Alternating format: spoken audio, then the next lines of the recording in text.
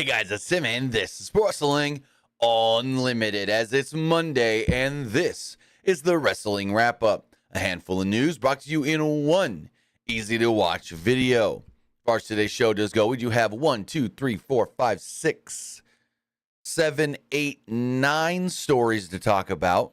Got 9 things to bring to you today. And as far as the top stories we're going to talk about, we're going to give you basically a recap and a roundup, a wrap-up, as we call it, of everything we know with the CM Punk Jack Perry incident that happened yesterday during, technically right before, All In went on the air. We're going to talk about Mercedes Mone and her being at AEW All In last night. Will Ospreay had a little touching, I guess you could say, post about working the show. WWE sold out of a Jacksonville Jaguars title belt and so much more, because again, this is the Wrestling Wrap-Up. A bunch of news brought to you in one easy-to-watch video.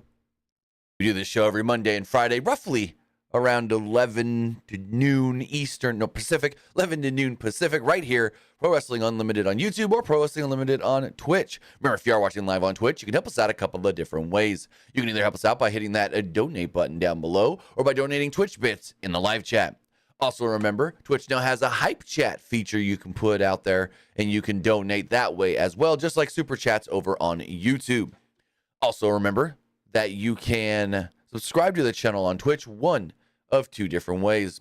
You can either subscribe with a tiered subscription, just like Big Anime Fan TB recently did, or you can subscribe with Amazon Prime, because remember, if you have Amazon Prime, then you have Prime Gaming. Prime Gaming gives you a lot of cool things like free games, free stuff for games, and it always gives you 1 free subscription to any Twitch channel you want to subscribe to throughout the month, and I'd greatly appreciate it if you did right here, Pro Wrestling Unlimited.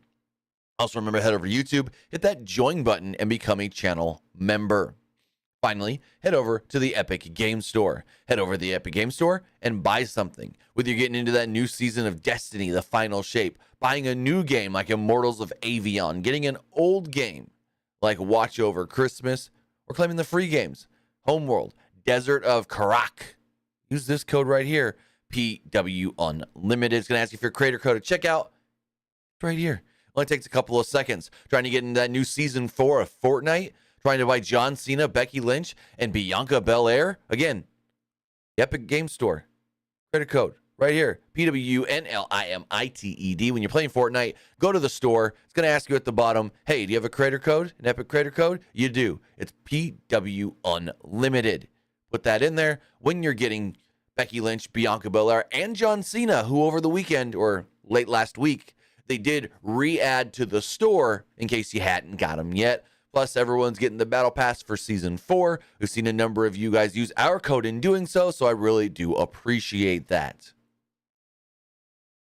But as far as the news itself does go, we're going to talk everything we know, CM Punk and Jack Perry. So, yesterday was AEW All In, and on the pre-show, we did see 2 matches, the Ring of Honor Tag Title match and the FTW title match. During the FTW title match, there was a spot with Jack Perry and Hook where Hook was laid out on the hood after taking a Rolling Thunder, and Jack Perry looks over at the car, starts hitting the glass on the windshield, and goes, "That's real glass, so cry me a river." He then gets up onto the hood of the car, goes after Hook. Hook suplexes him through the glass, cuts Perry's elbow, arm right around this area, and the match continues. Hook wins and regains the FTW title. All seems well. We're watching the show. We're watching CM Punk Samoa Joe, who opened the main card for the Real World's Championship. Then Sean Ross Sapp of Fightful puts out, seemed to have been a physical backstage altercation right before the show went on the air, or the main card went on the air. So we go, oh, what is that? And it seems that there was a physical altercation between CM Punk and Jack Perry just moments before CM Punk went out to the ring. A few different stories started to circulate. One that CM Punk punched Perry, the other that CM Punk only choked Perry.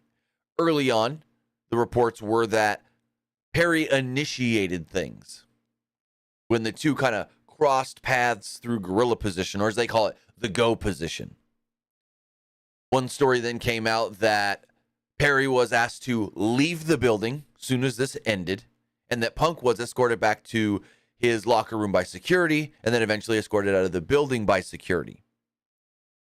Now, we can confirm that Perry was asked to leave, and we can confirm that CM Punk did leave before the show went off the air.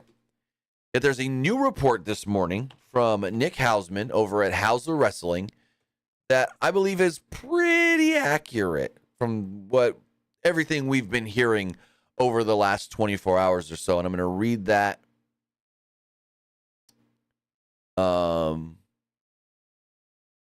Where is it? I'm going to read that report right here. For some reason, the link is not working. Let me go grab it a different way really fast.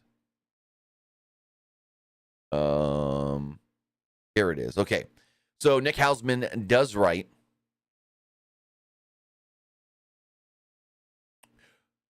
from what we are told, Punk was waiting in gorilla position before the show went live for his match against Samoa Joe when Perry entered the arena and walked up to him. Punk initiated the verbal exchange between the two, asking Perry if he had something to say.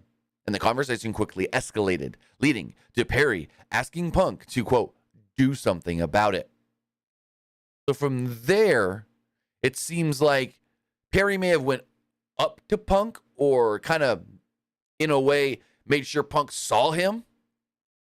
But Punk was the first one to actually say anything or do anything. Punk, the report continues stating that Punk then shoved Perry. So Punk was the first to shove. Perry responded by shoving Punk back. This then led to Punk putting a chokehold on Perry. We're told Punk viewed putting Perry in a chokehold as a way to neutralize the situation, as he's a trained fighter and does not want to have to fight Perry. No punches were thrown, as we know.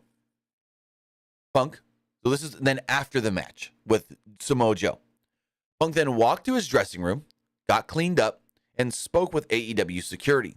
Punk, knowing that the situation was not good, asked them if it would be better for everyone if he left the building, and was told that nobody was asking him to leave, but it might make things easier if he did. Punk agreed, left the building of his own accord, walked to his hotel, and ordered Nando's for some of the talent, whom he met up with after the show. From what we gather, it does not sound like there is much, if any, communication between Punk and AEW since last night.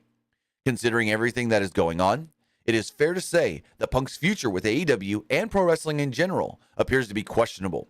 We will continue to bring you more on the situation as it develops. So Punk was not escorted out of the building by security, as one report did state last night. Punk said, hey, should I just go? I'm cleaned up. I'm good. I'm ready. If you need me to go, I'll go. And they were like, no one's saying you need to leave, but maybe it's for the best. Now, House of Wrestling does have another update or another story on this, pertaining to CM Punk, stating that no one from AEW met CM Punk at Heathrow Airport.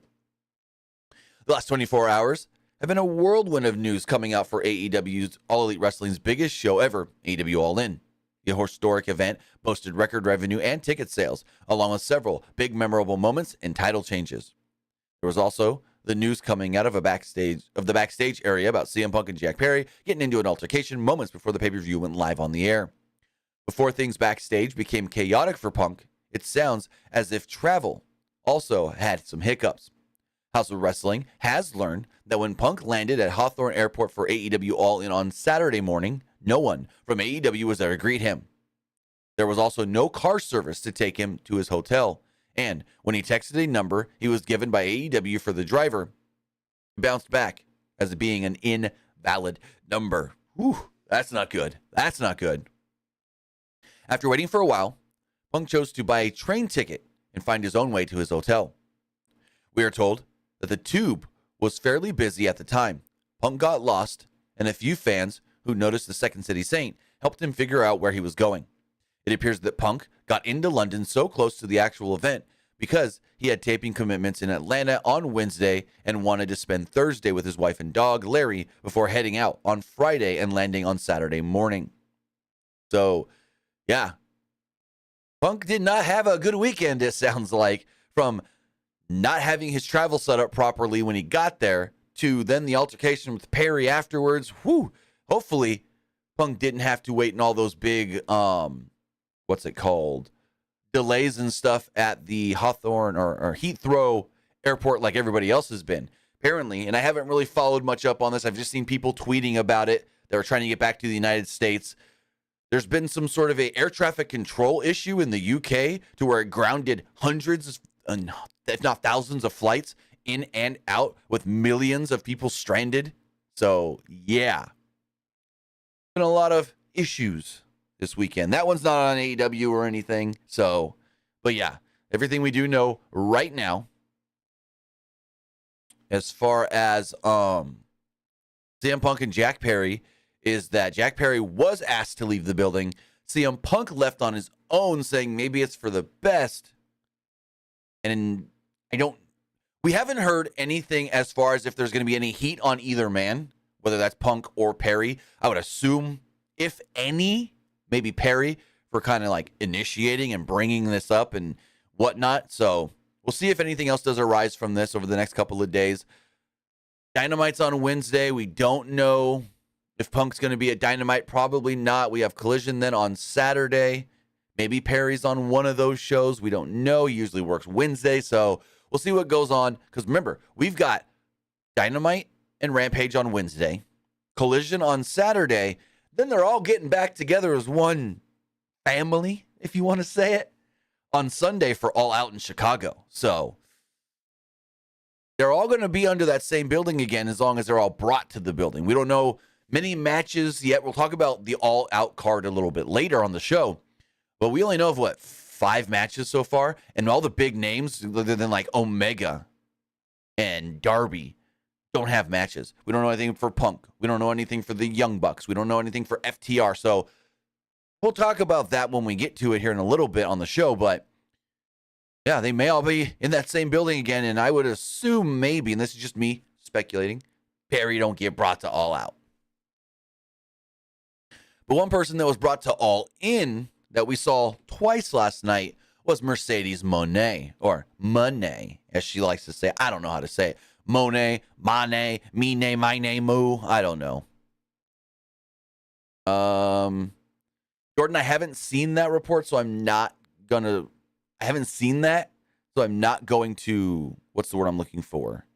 Comment on that without having read it personally myself.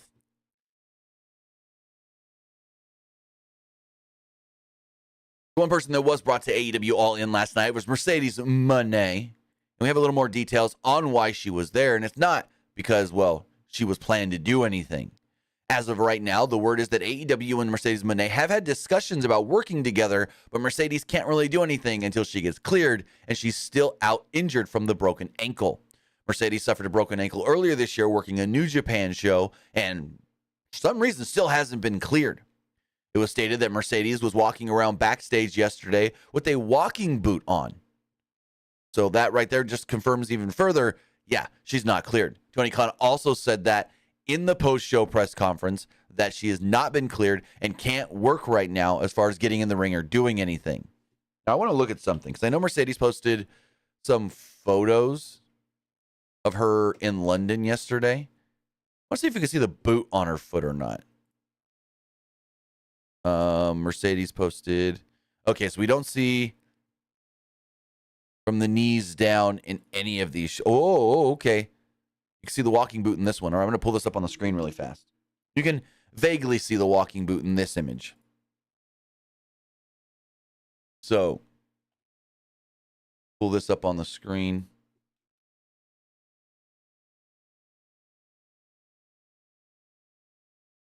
Wants to go. Here we go. So, and I don't know if I can really zoom in much on it. Let me see. I could probably do this. It's going to get a little not looking good. But hold on. Give me 1 second. I'm going to try something really fast. If we can, because you can see the outline of the boot in the, I'm going to zoom in. If you look right here, you can see it's on a knee pad. That's the top of the boot. So you could see, let's zoom in just a little bit more. You could see she has got a walking boot on her right leg. So that is Yeah, she's there. And apparently the word is that they filmed her in such a way that you couldn't see the boot. That's why they only showed her sitting down. She never stood up. She never did anything else. She never moved around. But both Tony Khan and Saraya noted last night that they would love to work with Mercedes in AEW. They would love for her to come in, but nothing can happen again until she's cleared. Tony Khan said that he brought her to the show just to show her a good time. Basically, he's trying to court her and say, hey, don't go back to that other company. Don't even go work for New Japan. Come work for me, and you can still work for New Japan if you want, if you work for me. So basically, that's all that was. AEW trying to show Mercedes a good time, and that, in turn, maybe not fully sign with the company, because for some reason it sounds like she doesn't want to sign anything long-term, but her come in, make some appearances, and work for AEW, work with AEW. Saraya even said it. We've got history, and I know if she ever does come here, she's going to be vying for my new belt. Now, one New Japan wrestler that did work the show last night is Will Ospreay. And Will Ospreay did post a nice Instagram post I wanted to read to you guys about doing the show and what it really meant to him. We'll pull this up on the screen.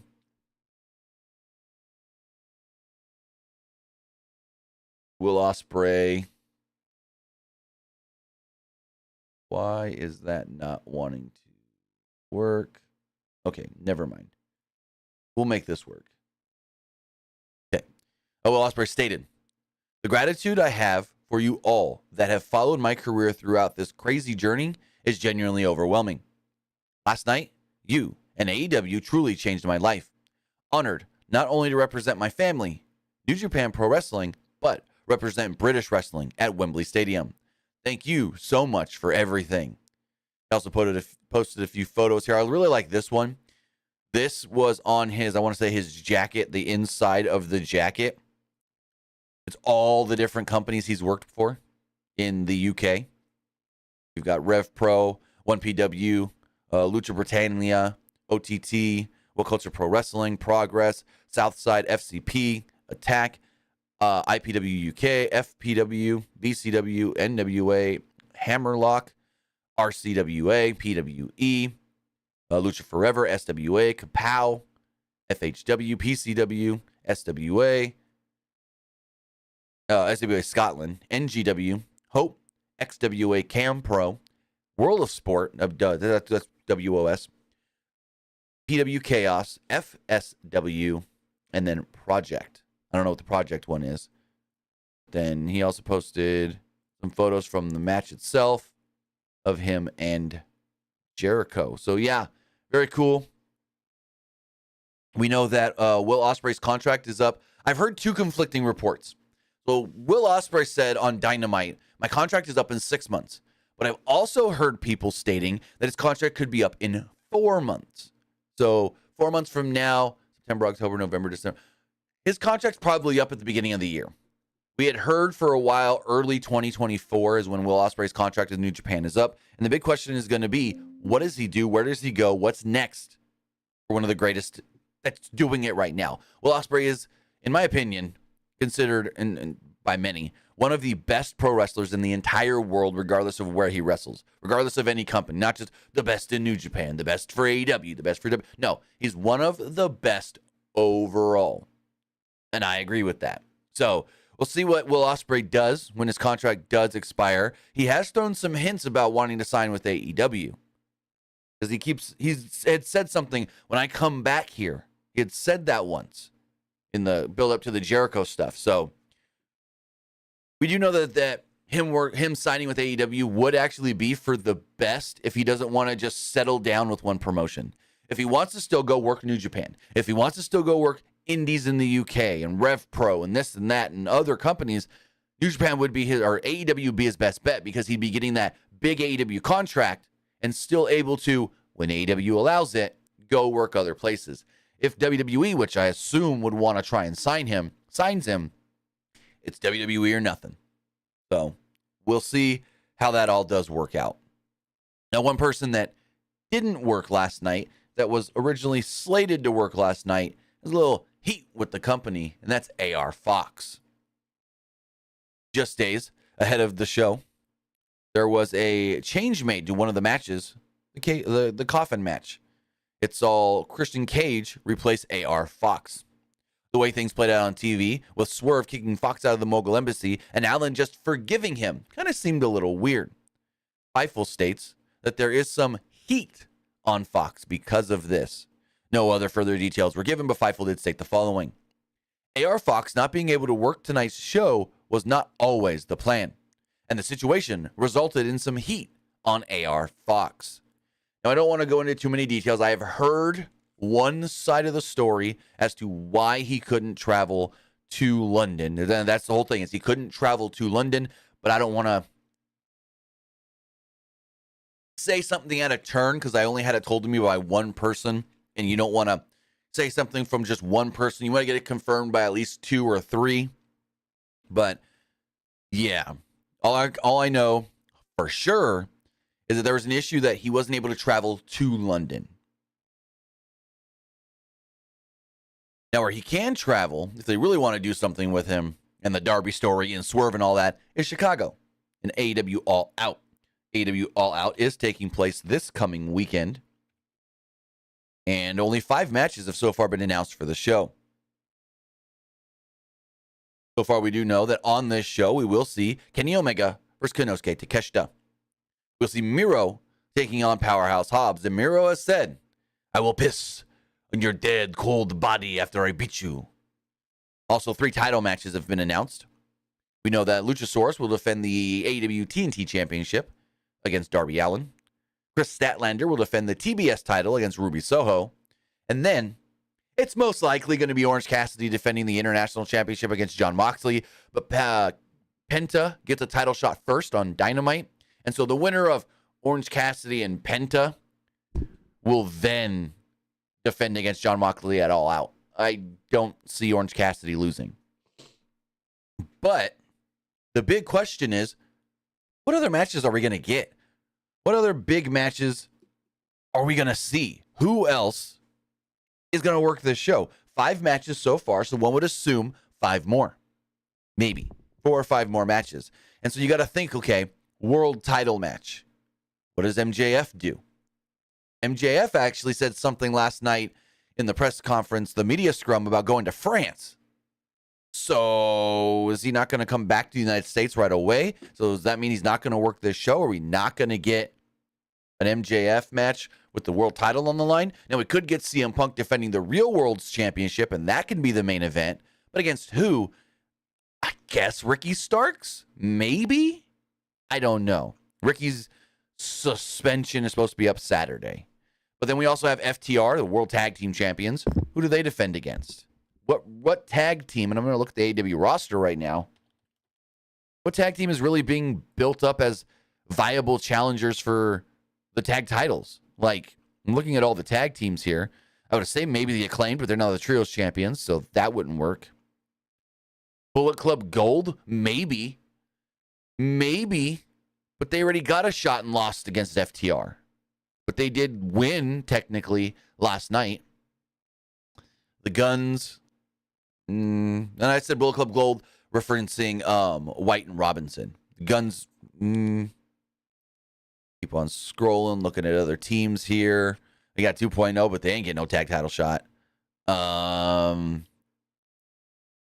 like, I don't see any other AEW team that really feels like they could go for the belts. I mean, we've got the Hardys, but they just lost to the ROH tag champs, the former ROH tag champs. So I don't see anything for FTR. Like, I don't. Maybe Santana and Ortiz, if they want to go that route, maybe. But again, they haven't been built up or anything. Los Ingobernables, maybe. It's just so much I don't see in the tag division. Like, I don't see any team built up at all. And then we got other people like, we got Claudio and Wheeler. What do they do? Adam Cole. What does Adam Cole do? Does him and MJF defend the Ring of Honor tag titles at All Out? Again, the whole MJF thing of MJF teased going to France. So what is MJF really going to do? Jericho. Him and Sammy, maybe. Remember, Sammy tried to consoled Jericho after losing to Ospreay, and Jericho shoved him away and goes, I don't want anything right now. Krill, are you dumb? Not to be rude. Why would Aussie Open get a shot at FTR? Why would they, after losing their tag belts, get a shot at FTR? That makes no sense. Now, one thing that Baby Huey said yesterday that makes a lot of sense, I can see that I actually like titles for titles. ROH Tag Champs, MJF and Adam Cole, against the AEW Tag Champs, FTR, winner take all. That'd be kind of cool. But we'll see. There's a lot of questions and not many days to really build stuff up. I see a lot of last minute stuff here, and I see a lot of just throwing shit out there. And they're going to do this again next year. Tony Khan already said we're coming back August 25th, 2024 to Wembley, and we do want to run All Out the next weekend again. So I don't know exactly how that's going to work. We'll see how this week works and then go from there. Okay, there is some new news breaking on the Punk Perry stuff. But because I'm not going to want, I'm not just going to read something without really knowing what it is, as far as the update does go on this show. But we will bring you an update, depending on what that is, later on in the afternoon.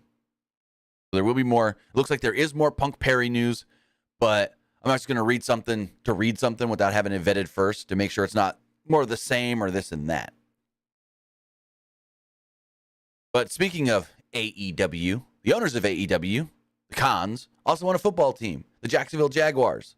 WWE just signed a new merchandising deal with the NFL, and it looks like the Jaguars might be one of the most popular teams as far as wrestling fans do go, because, well, you can't get the Jacksonville Jaguars title belt from WWE anymore. But first, as far as the original story does go, the National Football a press release was sent out stating today, the National Football League and WWE announced a multi-year licensing deal to create NFL-inspired WWE legacy title belts featuring official colors and branding of all 32 teams. The line of official licensed NFL products launches today on NFLShop.com, WWEShop.com, and Fanatics.com. This marks the first ever licensing agreement between WWE and the NFL. So this news comes out, and we're like, cool, weird, whatever. So then, about an hour or two later, people start realizing, hey, what happened to the Jags belt? There's no Jacksonville Jaguars belt anymore. What's going on with that? And so I'm going to pull up this tweet right here. We now know why. It wasn't that, oh, WWE doesn't want to sell anything Jacksonville Jaguars. They pulled it. No, it's sold out. So we have this tweet here that first states, I'm going to zoom in on it a little bit. You can no longer pre-order the @WWE @Jaguars belt that was up earlier today on @Fanatics. Any reason why?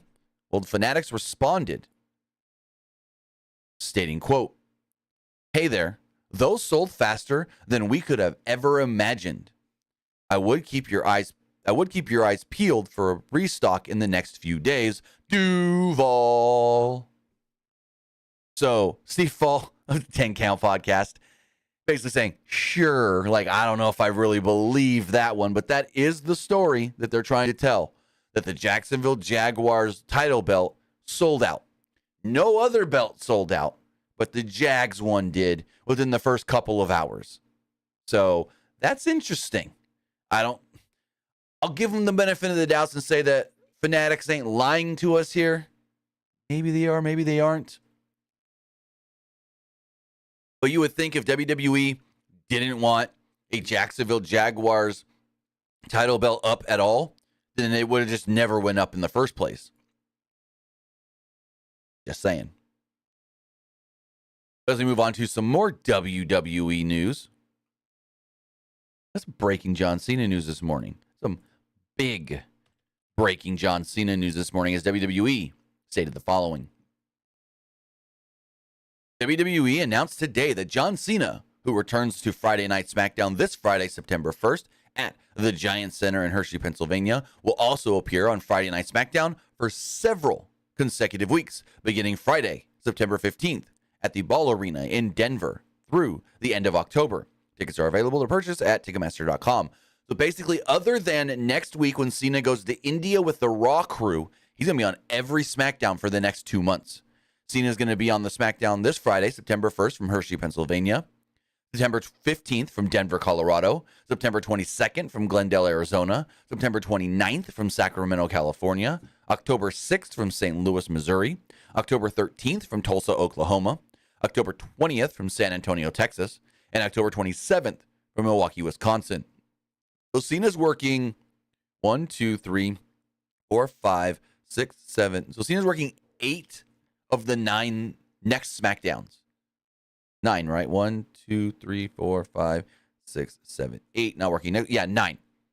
WWE also stated, throughout his SmackDown return, Cena, in partnership with Make-A-Wish, will host children and their families in each of the 8 cities to experience a WWE event in person.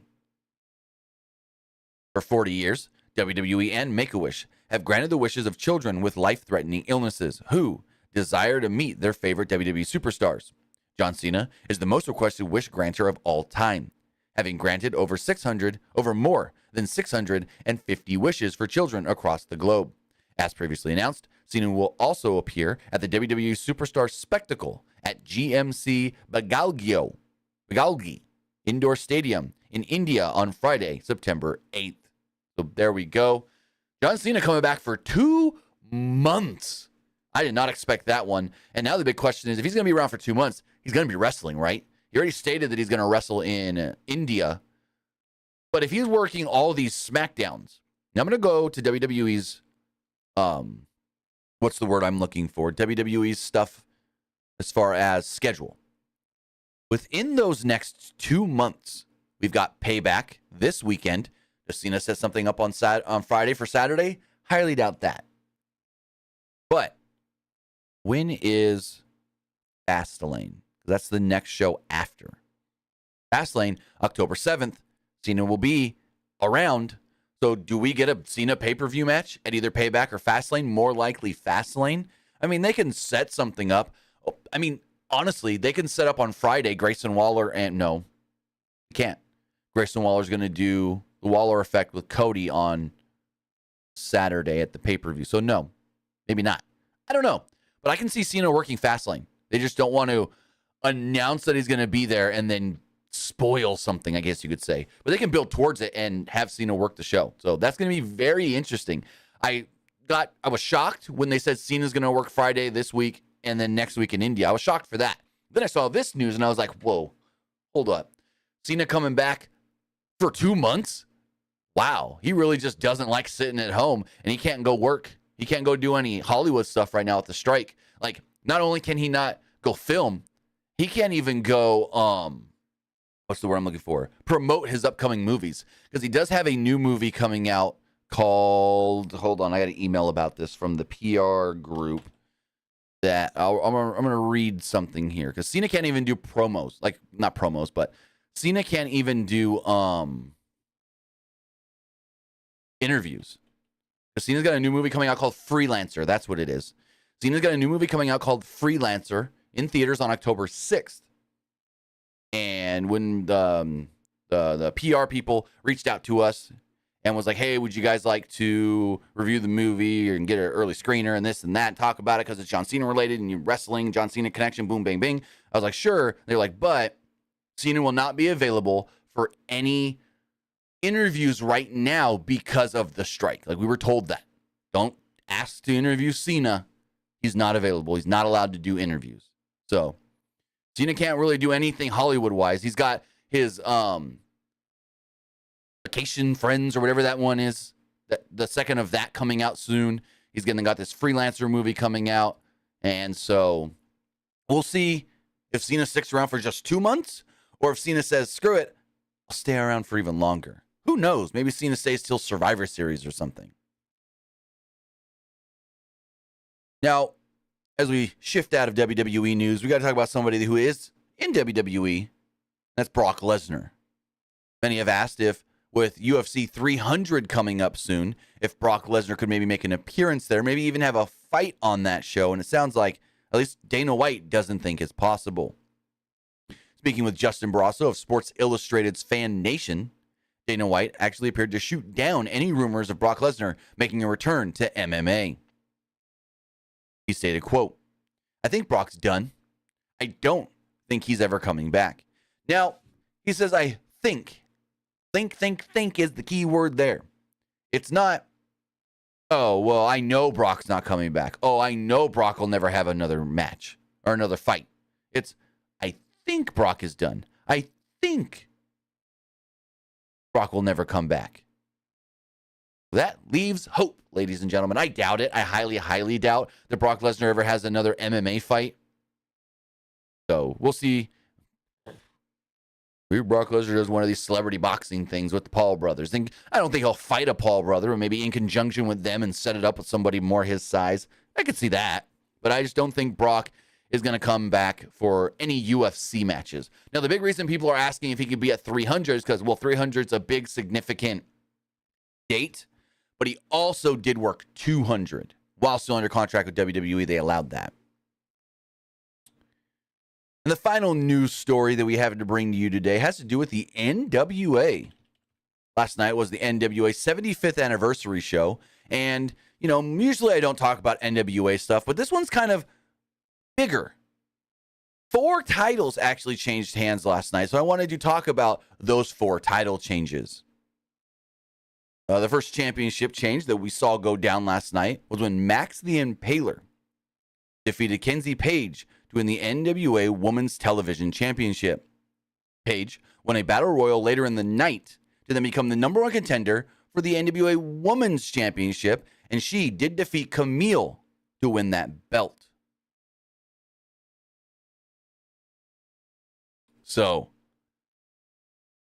Kenzie Page goes from losing a title to then winning a different title all in one night. Thrillbillies Silas Manson defeated Otison and J.R. Kratos in a 3-way to win the NWA National Heavyweight Championship. He actually turned on his manager, Pollo Del Mar, during the match. Blunt Force Trauma defeated La Rebellion to win the NWA Tag titles. Colby Corino, who at one point earlier this year was actually rumored and slated to be going to WWE, and then that fell through, defeated Kerry Morton to win the NWA Junior Heavyweight Championship. A match between him and Jack Cartwheel, who won a Jubilee Jamboree earlier in the show, is now set for night 2 on Sunday. And then there was another match that did see Daisy Kill and Talos challenge for the NWA United States Tag Team titles. Kill and Talos did defeat the Fixers to win the belts. Also, we did see Tyrus drop the NWA World Heavyweight Championship to EC3, and in doing so, Tyrus was forced to retire. We do have a new NWA World Champion in EC3. So, congratulations to everybody. I heard, I watched parts of the shows, but didn't watch all of it, but I heard it was really good overall. But with that, guys, that is going to wrap everything up here for the Wrestling Wrap-Up. I do want to say thank you for joining me here. Twitch.tv/PWU Unlimited, YouTube.com/Pro Wrestling Unlimited, and podcast services all around the globe like Stitcher, Spotify, Google Pod, Apple Pod, Anchor, iHeartRadio, and so much more. Remember, tonight is Monday Night Raw, and so far, 4 things have been announced for tonight's show. So let's pull those up on the screen and talk about everything we know for tonight's Monday Night Raw. First off, we do know that we will be seeing a Falls Count Anywhere match with Becky Lynch and Zoe Stark. This is ahead of Becky taking on Trish in a cage this Saturday at Payback. We also do know that after losing to Gunther last week, Chad Gable is going to face Imperium's Ludwig Kaiser tonight on the show. Tommaso Ciampa will be going one-on-one with Bronson Reed. Then we also do know that the New Day, Kofi Kingston and Xavier Wood, will be taking on the Viking Raiders in Eric and Ivar. So that is everything set for tonight's Monday Night Raw. We will be live, me and Luke, following that show, breaking it all down, talking about it, letting you guys know what we thought and what gets built towards this weekend's Payback event. But with that, guys, again, I want to say thank you for joining me here. Have a great rest of your Monday. Have a great rest of your week if I don't see you tonight after Raw. And we'll see you next time. Have a good one, guys.